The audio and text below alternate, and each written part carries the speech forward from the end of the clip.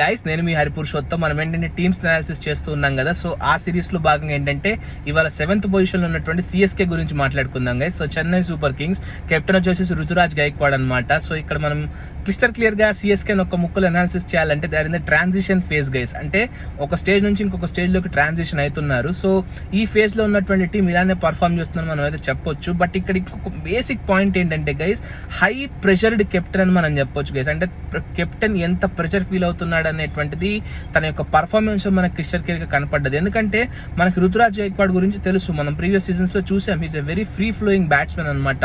చాలా ఈజీగా రన్స్ చేసుకుంటూ వెళ్ళిపోతూ ఉన్నాడు. బట్ ఇక్కడ ఏమైపోయిందంటే ఈ సీజన్ ధోని లేకపోవడం ఒకటి, సీనియర్ ప్లేయర్స్ లాంటి జడేజా లాంటి ప్లేయర్స్ లేకపోవడం ఒకటి. సో దీనివల్ల ఏమైపోయిందంటే తన మీద ఇమ్మెన్స్ ప్రెషర్ అనేటువంటిది కనిపించింది. మీరు ఒకటి అబ్జర్వ్ చేస్తే హార్దిక్ పాండ్యా కన్నా కూడా రుతురాజ్ గైక్వాడ్ మీద చాలా చాలా ప్రెషర్ ఉన్నట్టు నాకు అనిపించింది గైస్. సో అలా తన యొక్క పర్ఫార్మెన్స్ మీద చాలా చాలా ఎఫెక్ట్ చేసింది.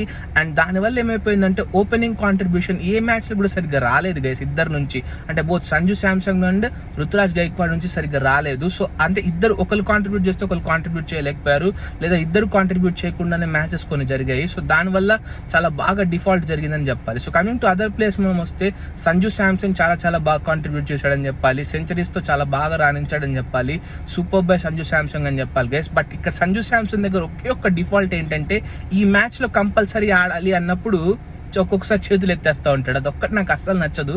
సో అలా ఈ సీజన్లో కూడా అలానే జరిగింది. సో అదొక్కటి నాకు అస్సలు నచ్చలేదు కదా సంజు శాంసంగ్లో. కమింగ్ టు అదర్ ప్లేస్ మనం చూసుకుంటే జేమీ ఓవర్టన్ ఈ సీజన్ చాలా చాలా బాగా కాంట్రిబ్యూట్ చేశాడని చెప్పాలి. సిఎస్కేకి బ్యాట్తో బాల్తో సూపర్గా కాంట్రిబ్యూట్ చేశాడు. అండ్ ఆల్సో ప్రశాంత్ వీర్ కూడా బాగానే కాంట్రిబ్యూట్ చేశాడని చెప్పాలి.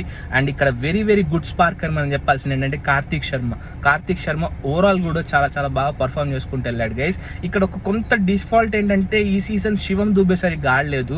That's one of the negative points అని మనం చెప్పాలి. సర్ఫరాజ్ ఖాన్ ఆడించారు కానీ he was not up to the mark అని నాకు అనిపించింది guys. So coming to bowling మనం చూసుకుంటే కాంబోజ్ సూపర్ బై కాంబోజ్ అని చెప్పాలి. ఈ సీజన్ నాకు నచ్చినటువంటి ఫేవరెట్ బౌలర్ అంటే కాంబోజ్ అని చెప్పాలి guys. Bhuvneshwar Kumar and Kamboj are on the top list అనిపిస్తుంది నాకైతే.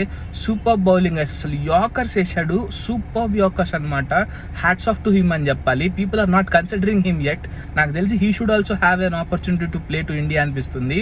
And he has bowled superbly well guys. And other bowlers చూసుకుంటే మనం తీసుకుంటే కనుక డెఫినెట్లీ నూర్ అహ్మద్ బాగానే బౌలింగ్ కాంట్రిబ్యూట్ చేశాడు. సో ఇలా టీం అంతా బాగుంది. But is in transition phase అనమాట. సో ఆప్షన్కి వెళ్తే కనుక డెఫినెట్లీ ఒక ఇండియన్ మంచి బౌలర్ని తీసుకుంటే బాగుంటుంది, స్పిన్ బౌలర్ని.